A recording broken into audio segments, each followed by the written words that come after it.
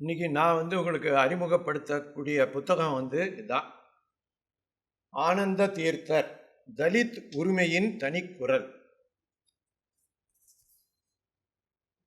AM ஆயுருக்குழியில் அப்படிங்கிறவர் எழுதியிருக்காரு. ஆங்கிலத்தில் எழுதியிருக்காரு. அதை அப்புறம் மலையாளத்தில் மாற்றி அதை நிர்மால்யா அப்படிங்கிறவர் இது மொழிபெயர்த்திருக்கார். ஓகே, சரி. ஆக்சுவலாக இந்த புத்தகத்தை எனக்கு இதை அறிமுகப்படுத்துறதுக்கு ஒரு வாய்ப்பு ஏற்படுத்தி கொடுத்த சரவணனுக்கு நன்றி சொல்லணும். ஏன்னா சார் இதை நீங்கள் அவசியம் சொல்லணும் அப்படின்னா, அப்புறம் பார்த்தா இதுதான் நான் முதல் தரம் சொல்கிறேன்னு நினச்சேன். அப்படி இல்லை. 2022 நம்ம காந்தி மியூசியத்தை சேர்ந்த நடராஜன் அவர்கள் இந்த புத்தகத்தை நமக்கு அறிமுகப்படுத்தியிருக்காங்க. ஆனால் இந்த புத்தகம் இல்லை, வேற ஒரு புத்தகம். அதை எழுதினவர் ராம் பொன்னுங்கிறவர். அதில் ஒரு சுவை என்னதுன்னா, இந்த ஆனந்த தீர்த்தருங்கிற பேர் நமக்கு புதுசாக இருந்தாலும் அவர் நம்ம தமிழ்நாட்டில் தீண்டாமை ஒழிப்புக்கு அவ்வளவு போராடி இருக்கார், வேலை செஞ்சுருக்கார். முக்கியமாக மதுரை பக்கத்தில் இருக்கக்கூடிய மேலூரில். அதெல்லாம் கொஞ்சம் குறிப்பு சொல்கிறேன் நான். இந்த புத்தகத்தில் மொத்தம் 200 பக்கங்கள் இருக்கிறது. அந்த 200 பக்கத்தில் முதல் ஆரம்பத்தில் ஒரு 2-3 பக்கம் விட்டிங்கன்னா 3 பேர் இந்த புத்தகத்தை பற்றி அறிமுகப்படுத்தியிருக்காங்க. ஒருத்தர் பாவண்ணன் ஐயா, அவங்க நம்ம இணைஞ்சிருக்காரு. முதல்ல நிர்மால்யா, அப்புறம் பாவண்ணன், அப்புறம் ஆயுருக்குழியில். அதாவது அதை எழுதினார் அவர். இந்த 3 முடிஞ்ச பிறகு ஆக்சுவலாக பார்த்தீங்கன்னா 21வது பக்கத்துலேருந்து 140 பக்கம் வரையும் அவருடைய முக்கியமான வாழ்க்கையை பற்றினே இருக்குது. அது என்ன, வாழ்க்கை சம்மந்தப்பட்டது வித்தியாசமாக இருக்குது இந்த புத்தகம். ஏன்னா இங்கே பிறந்தார், இங்கே வந்தார் அப்படிங்கிறதுலாம் ஒரு லைன் தான். என்ன வேலை செஞ்சார் அப்படிங்கிறது தான் ரொம்ப ஜாஸ்தியாக இருக்குது. இந்த புத்தகம் படிக்கிறதுக்கு நான் ரொம்ப சிரமப்பட்டேன். ஏன்னா நீங்களும் இதை படித்தீங்கன்னா உங்களுக்கு கொஞ்சம் மனசு ஒரு மாதிரி ஆகிடும். அவ்வளவு கஷ்டப்பட்டிருக்கார் பாவம். ரொம்ப அடி உத அவ்வளவுலாம் சிரமப்பட்ட ஒரு வித்தியாசமான ஒரு தலித்துக்கோசரம் போராடிய, தலித் முன்னேற்றத்துக்கோசரம் போராடிய ஒரு நம்ம காந்திய தலைவர், காந்தியவாதின்னு சொல்லணும்.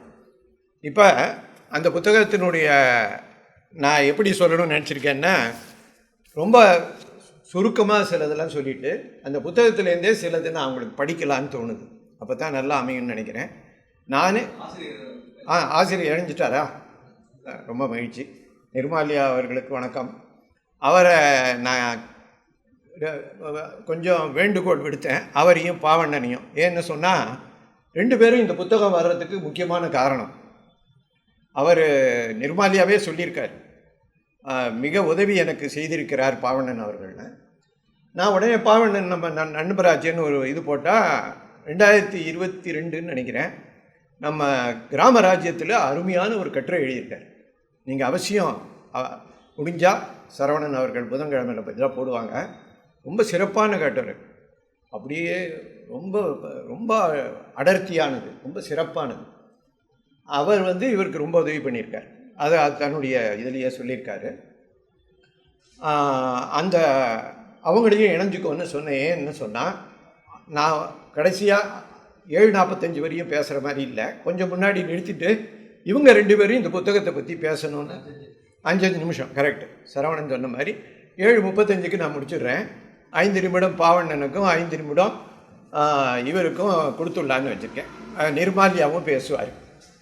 அதனால் இப்போ அந்த புத்தகத்தை பற்றி சொல்கிறேன். அவர் பேர் சுவாமி ஆனந்த தீர்த்தர். பாருங்கள், எதுக்கு திருப்பி காட்டுறேன்னு சொன்னால், இந்த இது எனக்கு ரொம்ப பிடித்த ஒரு படம். இது ஃபோட்டோ கிடையாது, கையால் வரையப்பட்ட ஓவியம். இந்த கீராஜ நாராயணன் ஒருத்தர் இருந்தார், அவரோட போய் சேர்ந்ததுனால வந்தவன. ஏன்னா அவர் சொன்னார், எத்தாப்பில் இருக்க பாரு, ஃபோட்டோவை பாரு அப்படின்னார். பார்த்தா ரசிகமணி ஃபோட்டோ. என்ன விஷயம்னா, அது ஃபோட்டோ இல்லைப்பா, கையால் வரைஞ்சது, ஒரு சிறப்பான ஒரு ஓவியர் வரைஞ்சது. அதனால் ஃபோட்டோ போஸெல்லாம் அப்படியே நிற்கும், இறந்து போனது மாதிரி நிற்கும். அந்த ஓவியத்தில் பாரு, அவருடைய பர்சனாலிட்டி தெரியும் பாருனார். அது மாதிரி இந்த ஓவியத்தில் பாருங்கள், அவருடைய பர்சனாலிட்டி தெரியுது. ரொம்ப அற்புதமாக இருக்குது. ஃபோட்டோ நல்லபடியாக இல்லை, அதனால் நிர்மாலியாவை நான் ரொம்ப பாராட்டுறேன். ஓவியத்துக்கும் ஃபோட்டோவுக்கும் வித்தியாசம் தான். ரொம்ப அருமையான விஷயம். சரி, இவர் ஜனவரி 2ஆம் தேதி 1905 பிறந்தார். நம்ம தமிழ்நாட்டில் இல்லை, தலசேரி அப்படிங்கிற ஊரில், மலையாளம், கேரளா. அங்கே கௌட சரஸ்வத் என்ற பிரிவைச் சேர்ந்த பிராமண குடும்பத்தில் பிறந்தார். அவருக்கு கூட பிறந்தவங்க மொத்தம் 5 பேர். ஆக்சுவலாக இவர் 4 ஆண்கள் 2 பெண்கள்னு சொல்லியிருக்காங்க. இவர் 5ஆவது குழந்தையோன்னு நினைக்கிறேன். அவருடைய ஒரிஜினல் நேம் என்னன்னு சொன்னால் ஆனந்த ஷெனாய், அதுதான் ஒரிஜினல் நேம். அவங்க அப்பா பேர் ராமச்சந்திர ஷெனாய், அம்மா பேர் தேவு அம்மாள். உங்களுக்கே தெரிஞ்சிருக்கும், அந்த பக்கம்லாம் கொஞ்சம் ஜாஸ்தி ஆச்சாரம், மடி, அதுக்கு இதெல்லாம் உண்டு. அதனால் இவருக்கு சின்ன வயசுலேருந்தே அதை பற்றி ரொம்ப சுவையாக சொல்லியிருக்காங்க. என்ன பண்ணியிருக்காருன்னா, தன்னுடைய அவன் பேர் ராம்சந்தன் நினைக்கிறேன், பேர் மறந்து போச்சு. தன்னுடைய சக மாணவன் ஒரு பெரிய நீதிபதியோட பையன்.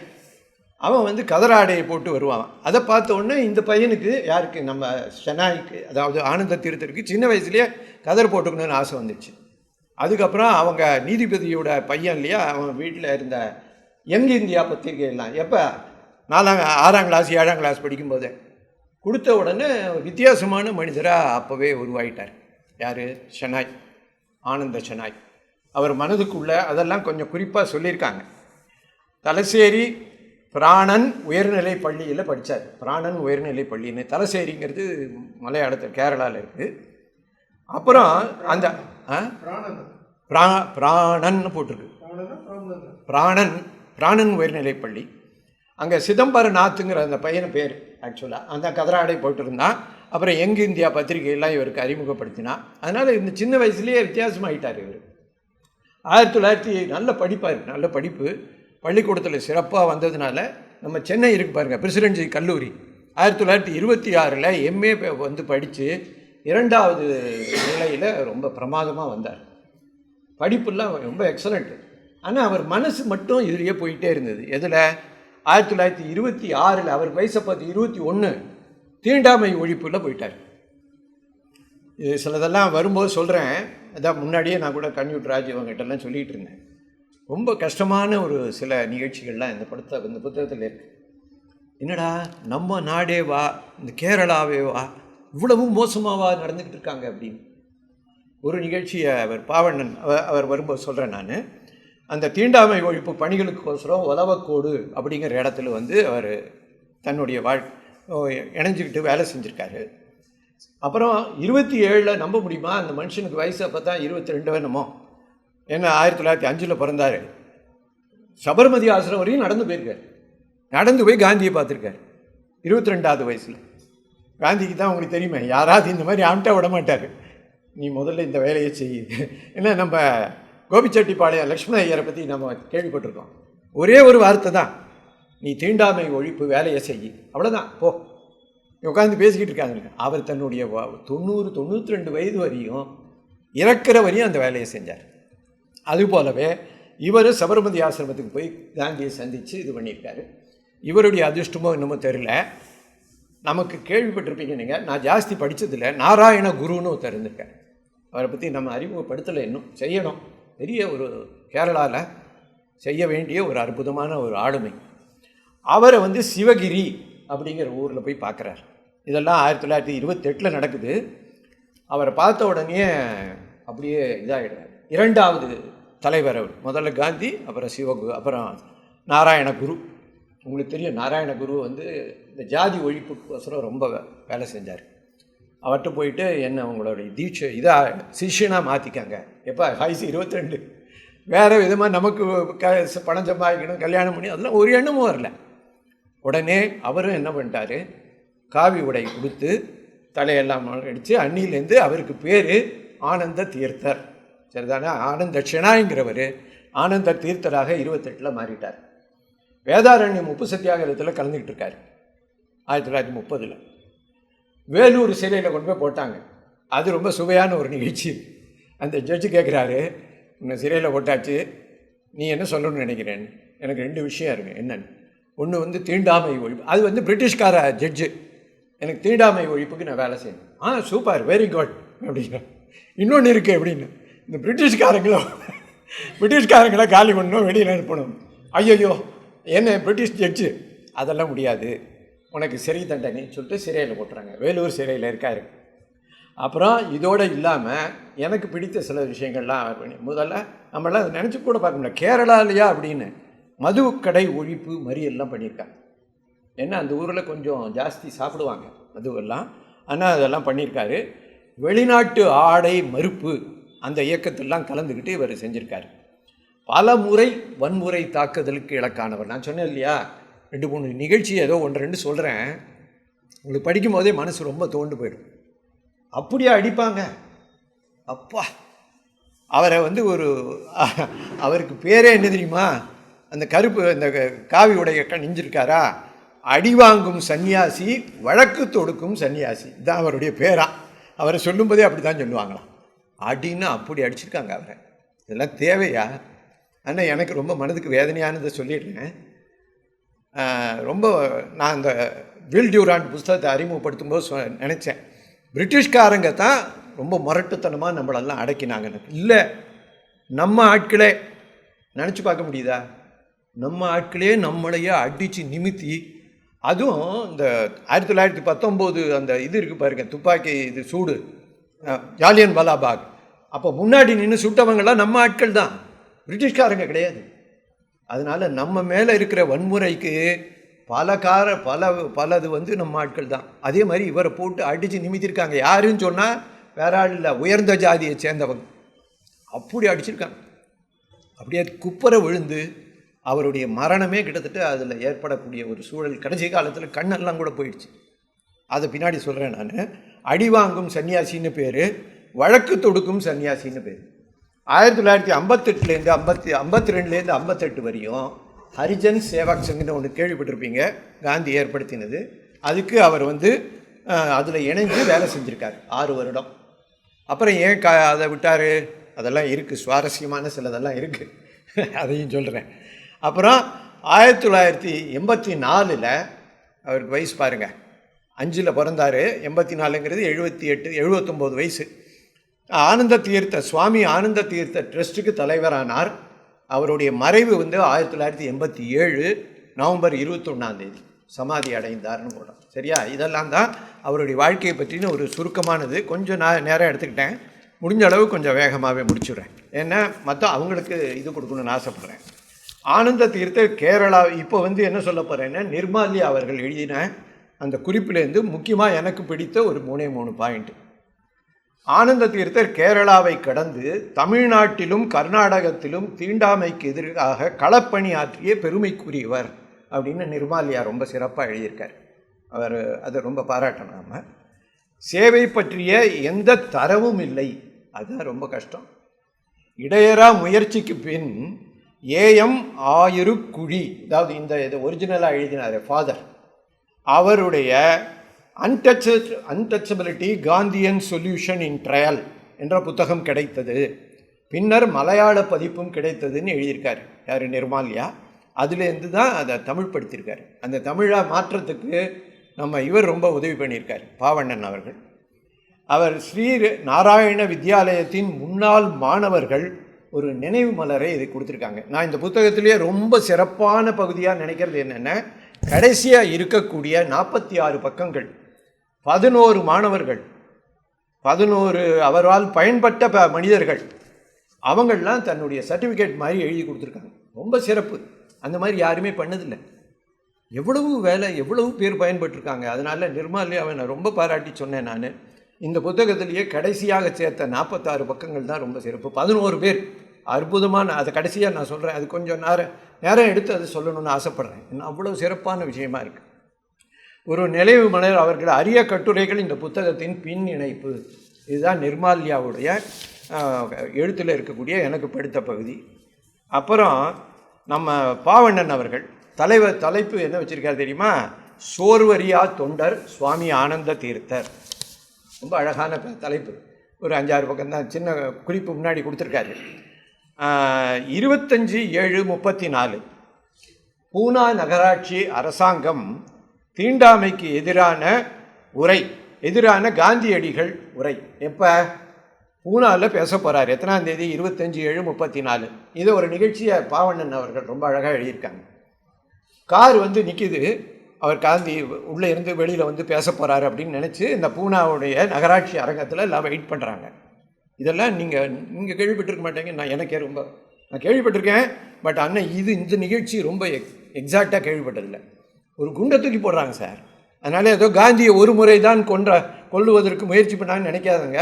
ராய் வால்கர் எழுதின ஸ்வர்ட் ஆஃப் கோல்டு புத்தகத்தில் படித்தா தெரியும், 10 முறை கொலை முயற்சி நடந்திருக்கு அவருக்கு. 10வது முறை தான் நம்ம கோட்சே கொன்னார். அது மாதிரி இந்த குண்டை தூக்கி போட்டிருக்காங்க. எதுக்கு? பூனா நகராட்சியில் தீண்டாமை ஒழிப்புக்கோசரம். எவ்வளோ கொடுமை பாருங்கள். அதை வந்து ரொம்ப கார் நோக்கி வீசப்பட்ட வெடிகுண்டு ஒரு காவலரும் 5 தொண்டர்களும் படுகாயமடைந்தார்கள்ங்கிற ஒரு குறிப்பை வந்து பாவண்ணன் அவர்கள் எழுதியிருக்காரு. அது ரொம்ப எனக்கு பாதித்தது. அவருடைய பகுதியில் சரஸ்வத் பிராமண வகுப்பை சேர்ந்தவர். குழந்தை பருவம் முதலே வீட்டுக்கு வெளியே பிற வகுப்புகளைச் சேர்ந்த பிள்ளைகளோடு பேதம் பார்க்காமல் சேர்ந்து விளையாடி பழக்கம் உள்ளவர். அது யாருக்கும் வராது. நான் கொஞ்சம் ஆர்த்தடாக்ஸ் ஊரில் தான் இருந்தேன். அந்த மாதிரி எல்லாம் அலோவ் பண்ணவே மாட்டாங்க. இவர் பேசிக்கலாகவே இல்லை, நான் வெளியில் போய் அவங்களோடலாம் சேர்ந்து பழகிறேன்னு பழகினார். இந்த பழக்கம் அவர் நெஞ்சில் நல்லிணக்க எண்ணம் உருவாக்க காரணம். அழகாக பாவண்ணன் எழுதியிருக்காரு. பள்ளி படிப்பின் போதே எங்கு இந்தியா இதழ்கள்லாம் படித்ததுனால வித்தியாசமான, நான் முதல்ல சொன்னேன் இல்லையா, வித்தியாசமான ஒரு மாணவராக மனிதராக உருவாயிட்டார். இது பாவண்ணனுடைய அப்சர்வேஷன், அழகான எழுத்துக்கள். காந்தியை மதித்த அளவு இது ஒரு நல்ல குறிப்பு. துறவி நாராயண குருவையும் மதித்தார். சொன்னேன் இல்லையா, ஒரே நாராயண குரு என்ன சொல்லியிருக்காருன்னா, ஒரே ஜாதி, ஒரே மதம், ஒரே கடவுள், அதுதான் ஆன்மீக வழி. பாவண்ணனுடைய அருமையான எழுத்துக்களில் இது எனக்கு பிடித்த அருமையான பகுதி. சரியா? இது ரொம்ப நல்லா இருக்கு. அடுத்தது வந்து ஏஎம் ஆயிருக்குயில். இந்த புத்தகத்தினுடைய ஆசிரியர் அவர் நிறைய எழுதியிருக்காரு. அவ்வளோ பக்கத்தில் எனக்கு பிடிச்ச ஒரு 2-3 மட்டும் சொல்கிறேன். கேரளத்தைச் சேர்ந்த மலபார் பகுதியில் நிகழ்ந்த அனைத்து விதமான சமூக சீர்திருத்தங்களுக்கும் தொடக்க புள்ளி ஆனந்த தீர்த்தர். இந்த மாதிரியெல்லாம் யார் சர்டிஃபிகேட் பண்ணணும்? எங்கே? கேரளாவில் நடந்த மலபார் பகுதியில் இருக்கக்கூடிய சீர்திருத்தங்களுக்கெல்லாம் பிள்ளையார் சொல்லி போட்டவர் யார்? ஆனந்த தீர்த்தர்னு போட்டிருக்கார். 1979 அக்டோபர் 3ஆம் தேதி சுவாமியை சந்தித்து அவர் வாழ்க்கையை எழுத வேண்டும் என்று என்னுடைய விருப்பத்தை கூறினேன். ஆயிருக்குழியில். அந்த கொஞ்சம் பேர் வர்றது கஷ்டமாக இருக்கு, நான் மலையாளத்து பேர் இல்லையா. அவர் வந்து கேட்டபோது இவருக்கு மகிழ்ச்சியாக சரின்னு சொன்னார். ஆனால் பெரிய சோகம். நான் பல காந்திய தலைவர்களோட இங்கே இருக்கக்கூடிய ஒரு வாய்ப்பு கிடைச்சது. எஸ்ஆர் சுப்பிரமணியம்னு ஒருத்தர், எஸ்ஆர்எஸ்னு பேர், அண்ணாமலை இவங்களுக்கெல்லாம் பிரேமாக்கெல்லாம் ரொம்ப அப்பா மாதிரி. ஒன்று கூட எழுதி வைக்கல சார். காந்தி திருப்பி சொல்கிறாரு, எழுதி வைங்க அப்படின்னா எழுதி வைக்கல. அதனால் அவங்கள பற்றி குறிப்பு கிடையாது. அதே மாதிரி இவரும் சுவாமி ஆனந்த தீர்த்தரும் எழுதி வைக்கலை. தன்னுடைய நினைவில் பலதெல்லாம் சொல்கிறாரு. ஆனால் அவர் போட்ட சண்டை இருக்குது பார்த்தீங்களா, என்ன வழக்கு தொடுக்கும் சன்னியாசின்னு, அவ்வளோத்தையும் பத்திரமா வச்சுருக்கார். எல்லாத்தையும் ஜெயிச்சது. செயல்பாடே தன் கடமை என்று நம்பினார். ரொம்ப அழகாக எழுதின ஒரு வாசகம். கேரள பகுதியில் உயர் வகுப்பினர் உருவாக்கிய எல்லா எதிர்ப்புகளையும் மீறி இத்தகைய சேவை செய்வது சாதாரணமான செயல் அல்ல. நமக்கு தெரியாது, தமிழ்நாட்டை பற்றி அவ்வளோ நினைக்கிறேன். கேரளாவில் ரொம்ப கஷ்டம். முதல்ல வந்து தாழ்த்தப்பட்டவர்களுக்காக மேற்கொண்ட துறவரம். அது என்னன்னு சொன்னால், இவருக்கு வந்து சின்ன வயசுலேயே யாருக்கு? ஆனந்த தீர்த்துக்கு பிரகலாதனுடைய கதை பிடிக்குமா? இதெல்லாம் ரொம்ப சுவாரஸ்யமாக இருந்தது. அதனால் இதை பகிர்ந்துக்கிறேன் அவங்ககிட்ட. எனக்கு மிகவும் பிடிக்கிற கதை, நமக்கு பிடிக்கும் இல்லையா, அதேமாதிரி பிரகலாதன் கதை அவருக்கு பிடிச்சிருந்ததுன்னா, அதனால் சிவன் கோயிலுக்கு சென்று, இது அவரே சொன்னது, ஆயிரக்குழியில் எழுதியிருக்கார், சென்று நான் எனக்குள் இறந்து விட வேண்டும், இது கொஞ்சம் என்னவோ மாதிரி இருக்குல்ல, நான் எனக்குள் இறந்து விட வேண்டும் என்று வேண்டிக் கொள்வேன். அதாவது தன்னுடைய சுயநலம் போகணும், வேற ஒன்றும் இல்லை. நம்ம சுயநலம் போச்சுன்னு சொன்னால் நான் எனக்குள்ளேயே இறந்து போகிறேன்னு அர்த்தம். அதை தொடர்ந்து மேலும் எழுதியிருக்காரு, அழகாக இருக்கு அந்த எழுத்துக்கள்லாம். யாரை சந்தித்தாலும் சொல்லியிருக்கார் இவர் ஆனந்த தீர்த்தர், தன்னலம் எஞ்சி இருக்கிறதா என்று சோதிப்பேன். யார் இந்த இவர் ஆனந்த தீர்த்தர் பார்த்துருக்காரா? மனிதர்களோடு பழகும்போது இவன் தன்னலத்தோடு இருக்கானான்னு பார்ப்பாங்களாம். ரமண மகரிஷி, அரவிந்த கோஷ், ராம் தாதா, சிவானந்தர், பரமஹம்சர் இவர்கள்லாம் இவருக்கு ரொம்ப பிடிச்சு அவரோடெல்லாம் பழகியிருக்கார். ஸ்ரீ நாராயண குருவினுடைய சீடராக மாறிட்டார். இதை பற்றி சொன்னேன் இல்லையா? அது ரைட். 1930 வேதாரண்யம் உப்பு சத்தியாகிரகத்தில் கைது செய்து உப்பு சத்தியாகிரகத்தில் கலந்துக்கிட்டதுனால கைது செய்து நீதிபதிக்கு முன்னால் நான் சொன்னேன், முதல்ல சொன்னது மறுபடியும் திருப்பி சொல்கிறேன். ஏன்னா உங்களுக்கு ரெண்டு நீங்கள் என்ன சொல்லணும் விருப்பப்படுறீங்கன்னு இவரை கேட்ட உடனே ஜாதி முறையை ஒழிக்கணும். உடனே அந்த ஜட்ஜுக்கு ரொம்ப சந்தோஷம். உங்களுக்கு தெரியும்னு நினைக்கிறேன், ஒரு சின்ன நிகழ்ச்சியும் சொல்லிடுறேன், சம்மந்தம் இல்லாட்டாலும் கொஞ்சம் வெளியில் போய் சொல்கிறேன். மீராபென்கிறவங்க ஒரு புத்தகம், சின்ன ஒரு புத்தகம் எழுதியிருக்காங்க. நான் பல தடவை சொல்லியிருக்கேன். அண்ணாமலை எனக்கு அதை அனுப்பிச்சார், நீங்களாம் அவசியம் படிக்க வேண்டியது. 19 பக்கம், 2 பேராகிராஃப் தான் இருக்கும், 2 பேரா இல்லை 2.5 பேரா தான் இருக்கும். வின்ஸ்டன் சர்ச்சில் போய் இந்த அம்மா சந்தித்து பேசிகிட்டு இருக்கும்போது அவர் சொல்கிறாரு, எனக்கு அவருடைய பொலிட்டிக்கல் விஷயம் எல்லாம் கொஞ்சம் கூட ஒத்துக்கவில்லை, காந்தியை ஏற்றுக்கவே மாட்டேன், அவர் அப்படியெல்லாம் செய்யக்கூடாதுன்னு சொல்லி எல்லாம் சண்டை கிண்டையெல்லாம் போட்டுட்டு, சரின்னு இந்த அம்மா வெளியில் போகும்போது வாங்கன்னு கூப்பிட்டு ஒரே ஒரு விஷயத்தை நான் பாராட்டினதா சொல்லுங்கன்னு. யார்? வின்ஸ்டன் சர்ச்சில் மீராபென்னுக்கிட்ட காந்தி பற்றி சொல்லியிருக்காங்க. அவர் இந்த தீண்டாமை ஒழிப்புக்கு பண்ணுறாரு பார்த்தீங்களா, அதை நான் ரொம்ப பாராட்டுறேன். பாருங்கள், எந்த வேலை வந்து எதிராளியான வின்ஸ்டன் சர்ச்சிலுக்கே பிடிச்சிருந்து. அதை நினச்சிக்கிட்ட சொல்கிறாரு, ரொம்ப சிறப்பானது, ஓகே அப்படிங்கிறாரு. இன்னொன்று என்னமோ சொன்னீங்களே, என்ன 2வது இந்த பிரிட்டிஷ்காரங்களை வெளியில் போகணும்னு சொன்னோடனே அது முடியாது, உங்களை ஜெயிலில் போடுறேன்னு சொல்லிட்டு வேலூரில் ஜெயிலில் போட்டாங்களாம். அப்புறம் அவருடைய ஒரு குறிப்பு இருக்குது முதல் சாப்டர்லேயே, அரசியல் வந்து அவருக்கு அவ்வளோ ஈடுபாடு இல்லை, அதை விட்டு விலகிடுறேன். உங்களுக்கே தெரியும்னு நினைக்கிறேன், நானே பழகியிருக்கேன்.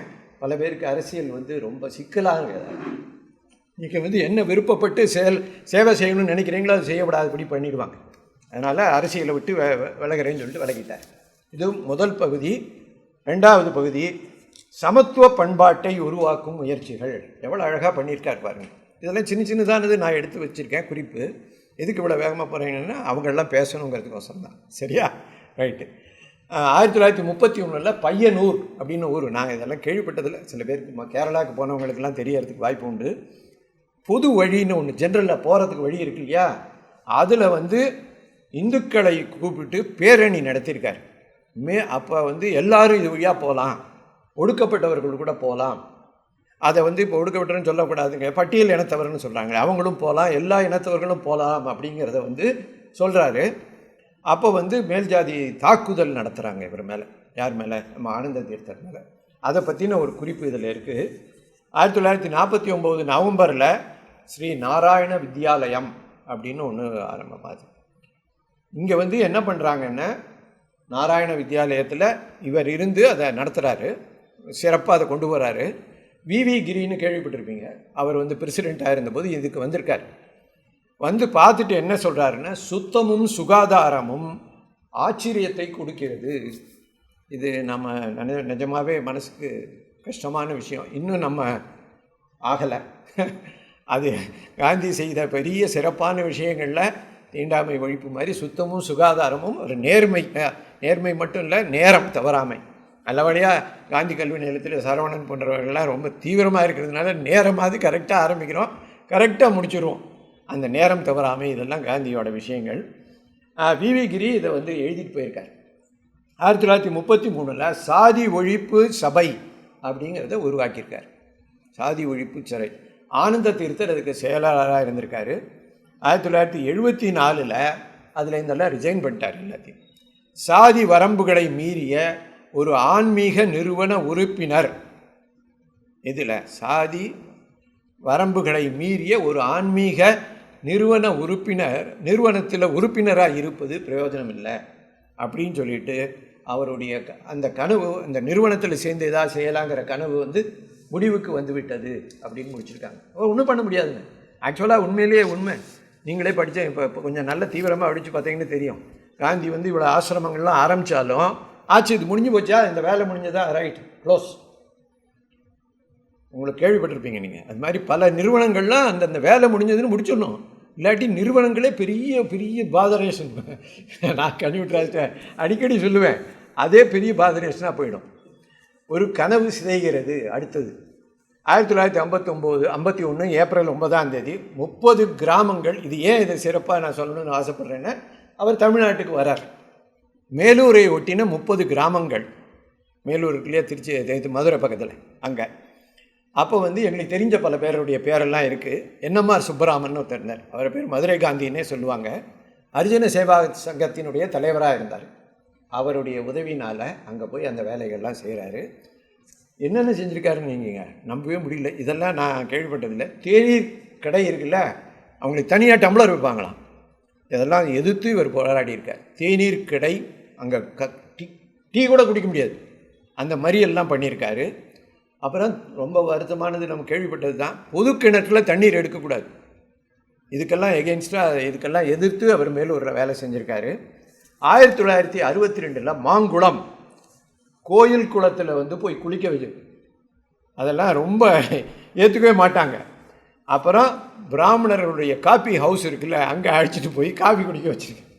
பட்டியல் இனத்தவர்களை அழைத்து சென்று காபி சாப்பிடுங்கன்னு சொன்னதுனால கடும் தாக்குதல். நான் முதல்ல சொன்னேன் இல்லையா, பிரிட்டிஷ்காரங்களாம் அடிக்கல அவரை. நம்ம நாட்டை சேர்ந்த, நம்ம தமிழ்நாட்டில் இருக்கக்கூடிய உயர் ஜாதிக்காரங்களே அடித்து நொறுக்கியிருக்காங்க.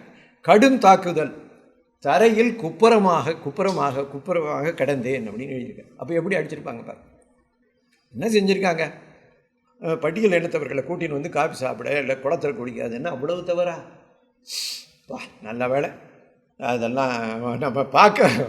அதனால் மருத்துவமனையில் அவரை அனுமதிக்கிற அளவுக்கு அடி வாங்கியிருக்காரு. அவருக்கு முன்னாடியே சொன்ன அடி வாங்கும் சாமியார்னு. அப்புறம் கிடாரிப்பட்டியில் இன்றைக்கும் கேள்விப்பட்டிருக்கேன், ஆனால் அவ்வளோ எனக்கு ஆதாரமாக தெரியல. செத்துப்போன, நடந்து போகிறது கஷ்டம் தெரியும், செத்துப்போன பணத்தை கூட எடுத்துகிட்டு போகக்கூடாதான் சிரத்தை திருவழியாக. பிணம் எடுத்து செல்ல தடை. அப்புறம் நிலக்கோட்டை, காஞ்சிபுரம், இங்கெல்லாம் அவர் வேலை செஞ்சுருக்காரு. இவருடைய இந்த பகுதியில் ஒரு சிறப்பானது எனக்கு ரொம்ப பிடிச்சது என்னென்னா, 1958 இஎம்எஸ் நம்பூதிரிப்பாடுன்னு கேள்விப்பட்டிருப்பீங்க. அவர் கம்யூனிஸ்டை, நம்ம இந்தியாவில் பெங்கால் தானே, கேரளாலேயும் பெங்கால்லையும் கம்யூனிஸ்ட் அரசு இருந்தது. அப்போ இஎம்எஸ் நம்பூதிரிப்பாடு கம்யூனிஸ்ட் அரசு. அவங்களுக்கு கிருஷ்ணய்யர்னு ஒருத்தர் இருந்திருக்கார். அவர் என்ன பண்ணியிருக்காருன்னு இதை தீண்டாமை ஒழிப்பை முக்கியமாக சேர்த்துருக்காரு. அதனால் இவங்களுக்குள்ளேயே ஒரு பெரிய தகராறு. இவங்க என்ன நினைக்கிறாங்க, கம்யூனிஸ்ட் கட்சி முதல்ல எடுத்துடணும், அதனால் அதுக்கு போராடணும், அவங்க என்ன நல்லது பண்ணாலும் அதுக்கு எதிர்ப்பு தெரிவிக்கணும்னு சொல்லிட்டு தீண்டாமை ஒழிப்புக்கெல்லாம் அவங்க பண்ணதை எதிர்ப்பு தெரிவிச்சிருக்காங்க அப்படின்னு ரொம்ப வருத்தப்பட்டு சொல்லியிருக்காரு. எவ்வளோ இதாக இருக்குது பாருங்கள். ஆனால் இவர் அதை ரொம்ப மனதார பாராட்டியிருக்கார் ஆனந்த தீர்த்தர். எனக்கு இப்படியெல்லாம் யார் உதவி பண்ணுவா, கம்யூனிஸ்ட்காரங்க அப்படின்னு. இது 2வது பகுதி. 3வது தீண்டாமை கருவறைகள் தகர்கின்றன. தீண்டாமையினுடைய கடைசி கோட்டைக்கு எதிரான வரலாற்று சிறப்பு மிக்க போராட்டமாக கருதப்படுவது, இதை நான் கேள்விப்பட்டதில்லை, உங்களுக்கு தெரியுமோன்னு தெரியாது. 1931 பாருங்கள். அவர் தீண்டாமை ஒழிப்பு காந்தி ஆரம்பித்ததெல்லாம் 32, 34 அந்த மாதிரி தான் பெரிய இயக்கம்லாம். ஆனால் 31லேயே குருவாயூர் கோயில் நுழைவு சத்தியாகிரகம் இவர் பண்ணி, யார், நம்ம ஆனந்த தீர்த்தர். இது எனக்கு ரொம்ப அதிசயமாக இருந்தது, ரொம்ப மகிழ்ச்சியாக இருந்தது. எவ்வளோ பெரிய ஆளாக வேலை செஞ்சுருக்காரு. இந்துக்கள் அல்லாதவர்கள் கூட நடக்கலாம், எந்த சில பகுதிகளில், சில தெருவில் கிறிஸ்டியன்ஸு முஸ்லீம்ஸ் எல்லாம் நடந்து போகலாம். ஆனால் அரிஜனர்கள் போகக்கூடாது, பட்டியலினத்தவர்கள் போகக்கூடாது. ரொம்ப கஷ்டமாக இருக்குது, படிக்கிறதுக்கும் ரொம்ப வேதனையாக இருந்தது. மூழ்கி வெங்கிட்ட ராமனா கோவில், அது சவுத் கனராங்கிற ஒரு இடத்துல இருக்கான். அந்த கோயிலுக்குள்ளே நுழையிறதுக்கு போராட்டம்லாம் இவர் பண்ணியிருக்காரு. சுவாமியின் தனி மனித போராட்டங்கள் அப்படின்னு சொல்லிட்டு ஒரு லிஸ்ட்டே கொடுத்துருக்காங்க, ரொம்ப நல்லா இருக்குது.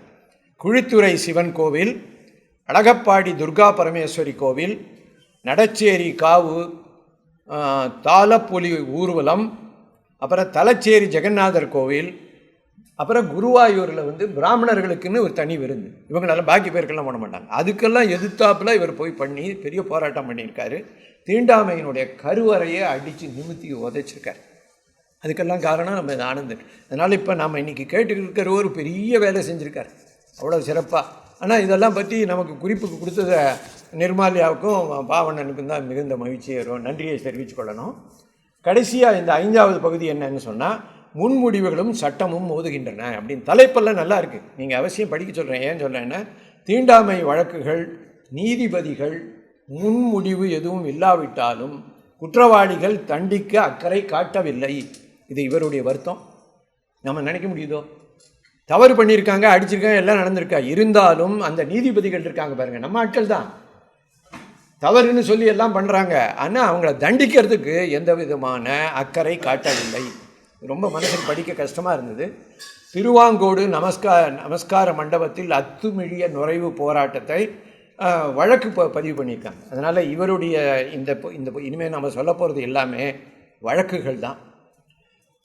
மாங்குளம் வன்முறை வழக்கு, அப்புறம் குருதிப்பாடி பஞ்சாயத்தில் ஆரம்ப பள்ளிக்கூடத்தில் ஏற்றத்தாழ்வு இருந்தது.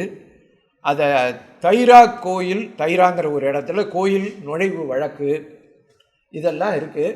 இதில் 138 39வது பக்கத்தில் இருக்கக்கூடிய ஒரு பகுதியை நான் படித்து கொடுத்துறேன். ஏன்னா இந்த தமிழ் ரொம்ப அழகாக இருக்குது. அதனால் அதை அப்படியே உங்களுக்கு படித்து காட்டிட்டா நல்லா இருக்குன்னு தோணுனதுனால அதை அப்படியே படித்து காட்டிடுறேன். அதை பாருங்கள். நீதிபதிகள் அவநம்பிக்கை, இடையூறு போன்ற எதிர்மறை கருத்துக்களை முன்வைக்கிறார்கள். அந்த சாட்சியங்கள் கடந்த காலத்தில் செயல்பாடுகளை பற்றி கேள்வியை தொடுத்து வழக்கறிஞர்கள் அவர்களை அவமானப்படுத்தினார்கள். காவல் நிலையங்கள் நீதிமன்றங்களும் சென்று வருவதை அவர்கள் விரும்பவில்லை. பலர் இனிமேலாவது இது போன்ற சிக்கல்களில் மாட்டிவிட வேண்டாம் என்று ஆனந்தரை கேட்டுக்கொண்டார்கள். எப்படி இருக்கு பாருங்க, கேஸில் மாட்டி விட்டுறாதேன்னு கேட்டுக்கிறேன். எனினும் ஒரு சிலர் எத்தகைய கஷ்ட நஷ்டங்களையும் எதிர்கொள்ள தயாராகி ஆனந்த தீர்த்தரின் நின்று போராட முன்வந்தார்கள் என்பதை குறிப்பிட வேண்டியுள்ளது. தீண்டாமை போன்ற மதம் மற்றும் சமூகம் சார்ந்த ஒரு பிரச்சனையை பரிசீலிப்பதில் நீதிபதிகளுக்கு வரம்பை பற்றி ஆனந்த தீர்த்துக்கு சரியான புரிதல் இருந்தது. பிராமணர்கள் தனிப்பட்ட உரிமைகளையும் பதவிகளையும் கொண்டவர்கள் என்கின்ற கருத்து வைதிக காலம் முதல் நடைமுறையில் இருந்து வருகிறது. இந்த கருத்தை தகர்த்தெறிய வேண்டும் என்ற எண்ணமே சட்ட போராட்டத்திற்கு தயாராகும் ஒவ்வொரு முறையும் அவள் வழிநடத்தியது. ரொம்ப சிறப்பான பகுதியாக எனக்கு தோணுனதுனால அதை அப்படியே படிச்சுட்டேன். அதனால் இதோட அவர் பற்றின எல்லா இதுகளும் முடிஞ்சு போச்சுன்னு நினைக்கிறேன். அப்போ சுதந்திர போராட்டத்தில் அவர் பங்கு என்னென்ன பண்ணார் அப்படிங்கிறதெல்லாம் சொல்லிகிட்டு வந்தேன். அதனால் இவ்வளவு தான் இந்த புத்தகத்தில் பற்றின ஒரு முக்கியமான விஷயம். ஆனால் எனக்கு பிடித்த பகுதின்னு சொன்னேன் இல்லையா, அந்த பகுதியை ஆக்சுவலாக ஒரு 20 நிமிஷம் நிதானமாக சொல்லலான்னு நினைக்கிறேன். ஏன்னா இந்த பின் இணைப்புன்னு பேர். இந்த புத்தகத்தினுடைய மொத்த எண்ணிக்கை பக்க எண்ணிக்கை 200. என்ன 20 பக்கம் வரையும் இந்த 3 பேருடைய முன்னுரையெல்லாம் இருக்குது. நிர்மால்யா, பாவண்ணன், ஆறுயிர்குழிகள். அதுக்கப்புறம் 21லேருந்து 140ஆம் பக்கம் வரையும் நான் சொன்னது. 141லேருந்து 196 வரையும் 56 பக்கங்கள். யாராவது இதுக்கோசரம் ஒதுக்குவாங்களா? ஆனால் எனக்கு பிடித்த பகுதி இது. ரொம்ப பாராட்டுறேன் நான். இந்த மாதிரி தான் இருக்கணும். 11 பேர் அவரால் பயன்பட்ட மாணவர்கள், மாணவி கூட ஒருத்தங்க இருக்காங்க, சொல்கிறேன். அதை ரொம்ப உச்சமாக எனக்கு பட்டது. அது அவங்களுடைய வாசகங்கள் இதெல்லாம். அதனால் அதை அப்படியே படிக்கணுங்கிறதுனால அந்த எழுத்துக்களை அப்படியே படித்தது ரொம்ப சிறப்பாக இருக்குது. நிர்மாலியாவை ரொம்ப பாராட்டணும் நம்ம. அதனால் அவர் பேர் எம் சுவாமிநாதன், முன்னாள் மாணவர், ஸ்ரீ நாராயண வித்யாலயத்தின் வாழ்க்கை. அதில் ஒன்றே அதை மட்டும் படித்தேன். கொஞ்சமாக சாம்பிளாக ஒரு பேராகிராஃப் மட்டும் படிக்கிறேன். காவி உடை உடுத்திய இளைஞர் ஒருவர் தூரத்தில் வந்து கொண்டிருப்பதை கவனித்தோம். யார்? இந்த சுவாமிநாதனோ என்னுடைய தாயாருடன் நான் ஒரு பாதையில் நடந்து கொண்டிருந்தோம். நான் பறவை மீதும் கல்லெறித்து பாட்டு பாடியும் முன்னால் சென்று கொண்டிருந்தேன். அம்மா பின்தொடர்ந்து வந்து கொண்டிருந்தார். எவ்வளோ அழகாக நினைவுபடுத்தி எழுதுகிறார். காவி உடை உடுத்திய இளைஞர் ஒருவர் தூரத்தில் வந்து கொண்டிருப்பதை கவனித்தோம். இதெல்லாம் நீங்கள் கேள்விப்பட்டிருக்கீங்களோ எனக்கு தெரியாது. ஆனால் நான் ஜாஸ்தி கேள்விப்பதில் எழுத்து மூலமாக ஆச்சரியமாக இருக்குது. உடனே அம்மா என்ன பண்ணாங்க தெரியுமா? செய்யா அப்படின்னு என்ன அர்த்தம் எனக்கு தெரியல, ஒருவேளை நிர்மாலியா சொல்லுவார் என்று சத்தம் போட்டு கத்தினாள். மேல் ஜாதிக்காரர்கள் வரும்போது அடிமைகள் செய்யா என்று சத்தம் போட வேண்டும்.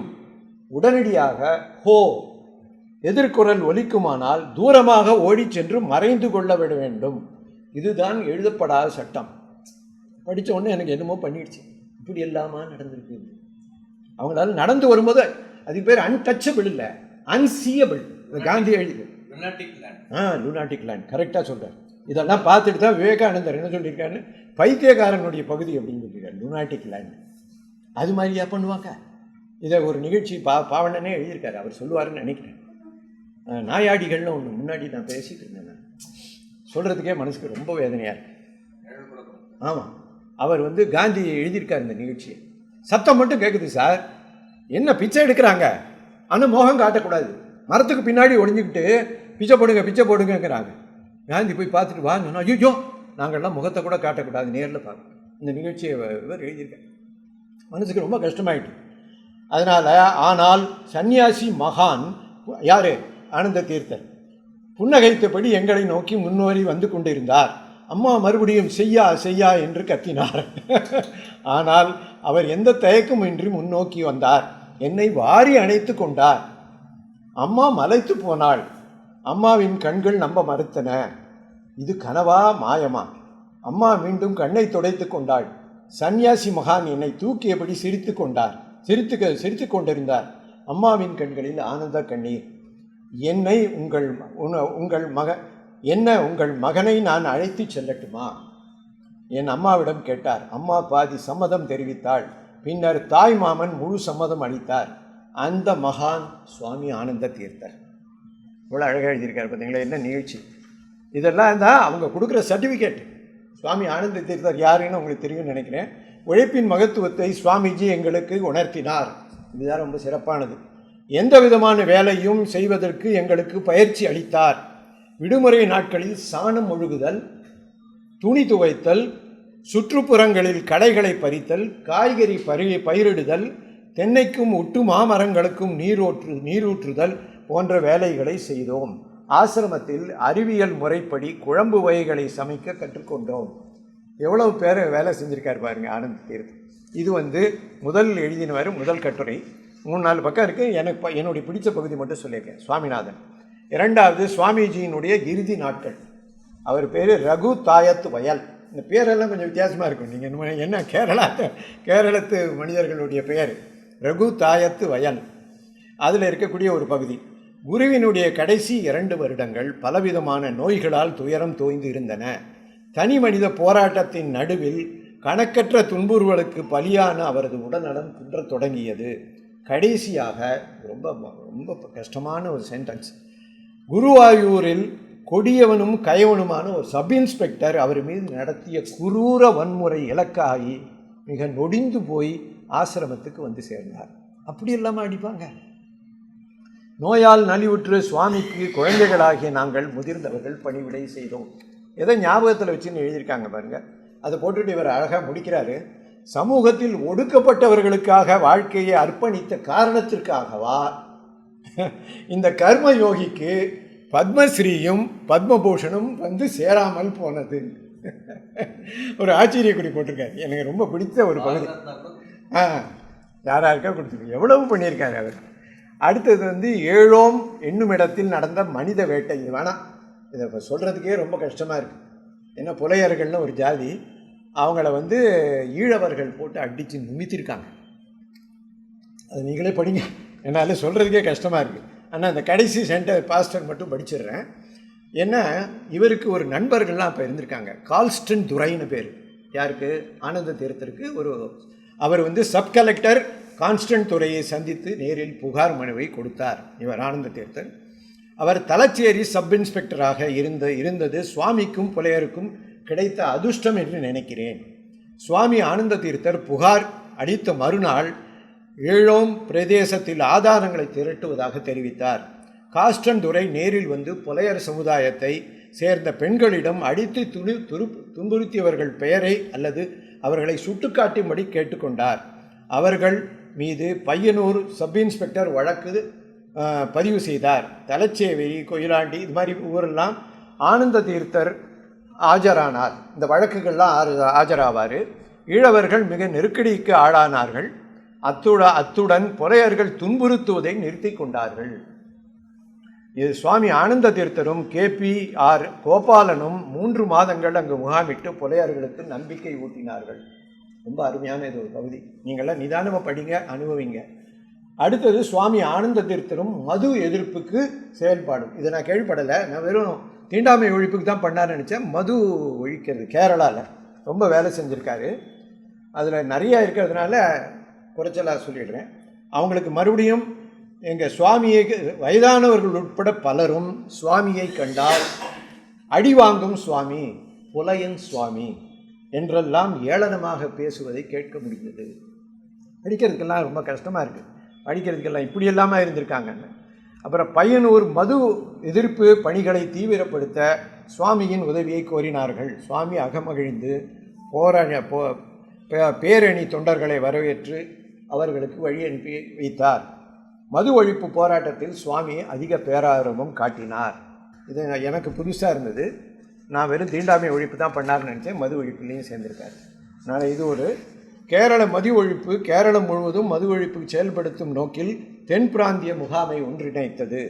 1985 மார்ச் 29, 30, 31 பையனூரில் அரச ஊழியர்கள் வடக்கு மாவட்டத்தைச் சேர்ந்த முக்கிய தொண்டர்களை பங்கேற்றார்கள். அந்த தொண்டர்கள் பேரெல்லாம் போட்டிருக்காங்க. ரொம்ப சிறப்பாக இருக்குது. அதில் கடைசியாக என்ன போட்டிருக்காருன்னா, ஸ்ரீ நாராயண வித்யாலயம் அவர் சொன்ன இல்லையா, அந்த குருகுலம் மாதிரி ஒன்று, அந்த அதில் தாழ்த்தப்பட்டவர்கள் மீதான அக்கறையும் மனித நலனும் மீதான நம்பிக்கையும் உள்ளவரை ஆனந்த தீர்த்தர் நினைவுபடுத்தப்படுவார். எவ்வளோ அழகாக எழுதியிருக்காங்க.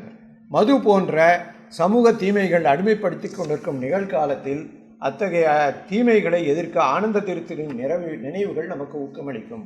அழகான தமிழில் ரொம்ப சிறப்பாக பண்ணியிருக்காங்க. அடுத்தது குருவின் அடி அருகில் டி மாதவன் ஏடிஎம் ஓய்வுன்னு போட்டிருக்காரு. அவர் போட்டிருக்கிறது ஒரு அழகான ஒரு நிகழ்ச்சி, அதை சொல்லியிருக்கேன். சுவாமியின் சஷ்டி அப்த பூர்த்தி, அவருக்கு 60வது வயசில் ஒரு நிகழ்வு நடந்தது.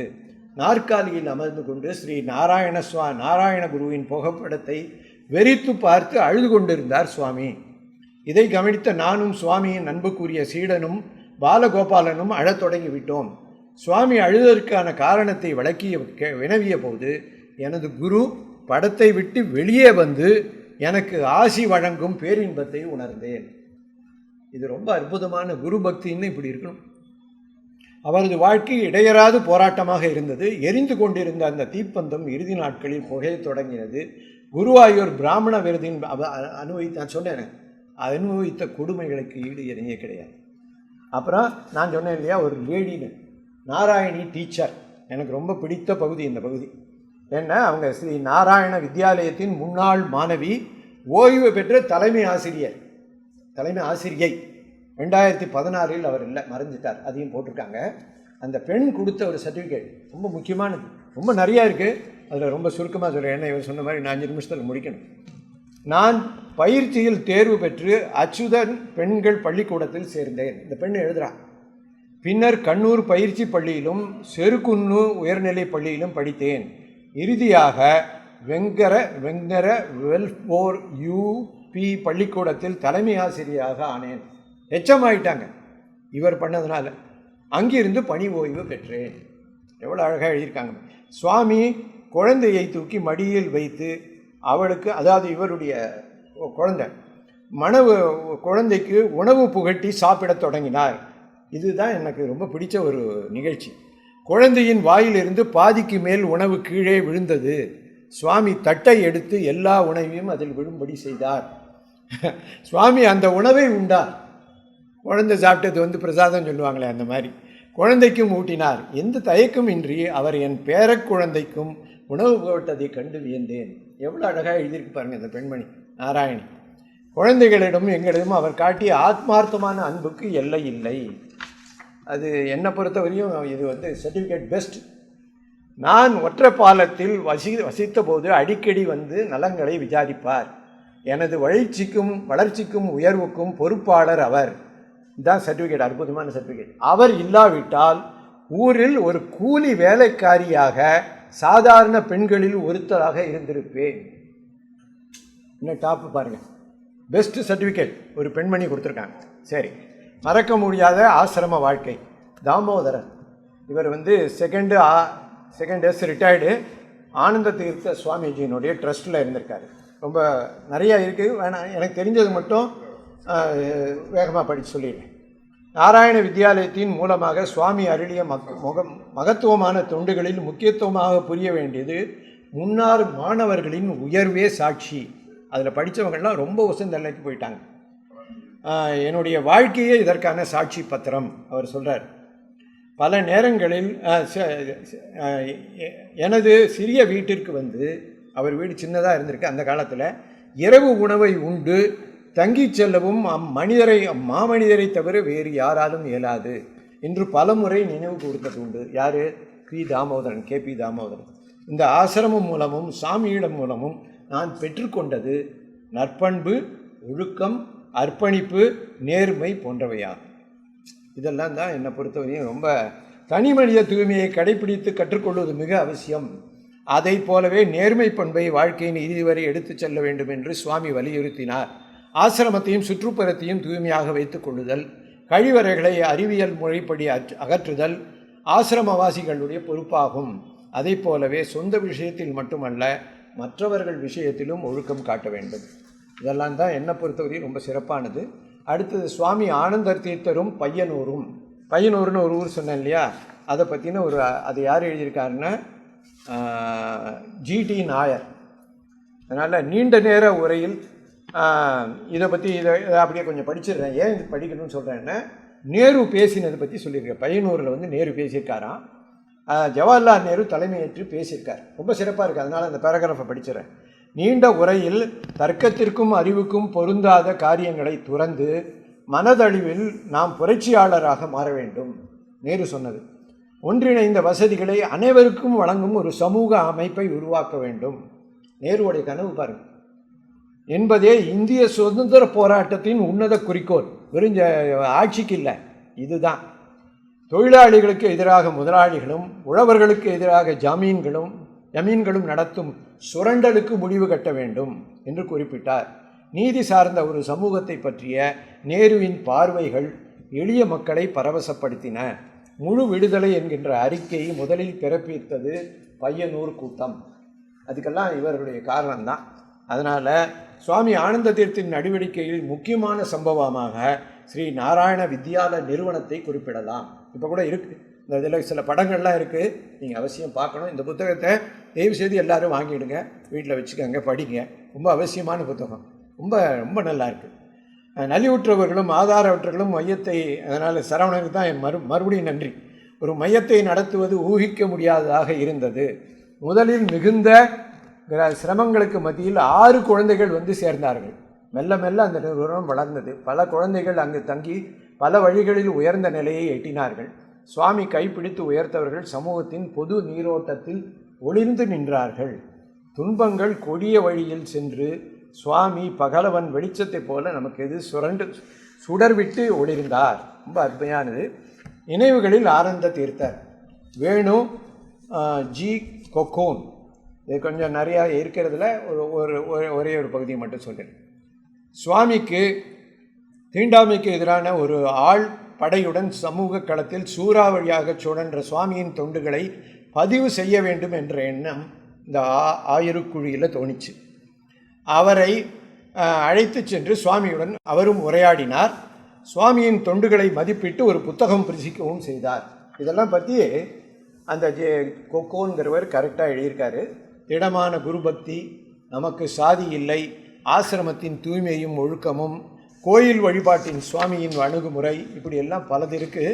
ரொம்ப நீங்கள்லாம் படித்து அனுபவிக்க வேண்டிய கட்டுரை. இன்னும் 2 தான் இருக்குது. நாராயண வித்யாலயத்தின் வாழ்க்கையும் அங்கு பெற்ற நன்மைகளும். கோவிந்தன்கர் வந்து ரிட்டையர்ட் DGM டெலிகாமில் இருந்திருக்கார். அவருடைய எவ்வளோ பெரிய பதவியெல்லாம் போயிருக்காங்க பாருங்கள். என் குழந்தைகளுக்கு உதவுவர்கள் தான் எனது தெய்வம், அவர்களின் கொள்கை தான் என்னுடையதும் என்று சுவாமி அடிக்கடி சொல்லுவார். அதாவது தனிப்பட்ட அமைப்பின் மீதோ தனிப்பட்ட கருத்துயல் மீதோ சுவாமி ஆர்வம் காட்டவில்லை. இது ரொம்ப எனக்கு பிடித்த ஒரு பகுதி. அது இன்னும் 2 பகுதி தான் இருக்குது. ரைட். 3ஆம் ஆண்டு வாழ்க்கை பரிசளித்த, அதாவது 3 ஆண்டுகள் அவர் ஆசிரம வாழ்க்கையில் அவருக்கு கிடைச்ச இதை பற்றி எழுதியிருக்கார். நேர்மை, நற்பண்பு, சுகாதார உணர்வு, எல்லாத்த விட நான் சொன்னேன் அந்த பெண்மை மாதிரி இவரும் ஒன்று சொல்லியிருக்கார். இது சர்டிஃபிகேட் பாருங்கள். துணிச்சல் என்பவை இன்றும் எனக்கு நிற்கிறது. பெரிய உயர்ந்த பதவியிலேயே DGM ஆஜிஎம் ரிட்டையர்டு. அந்த ஒரு அழகான நான் அண்டர்லைன் கூட பண்ணிட்டேன், பண்ணக்கூடாது பண்ணிட்டேன். அரசு பணியில் ₹1 கூட தகுதியை மீறி பெற்றதில்லை.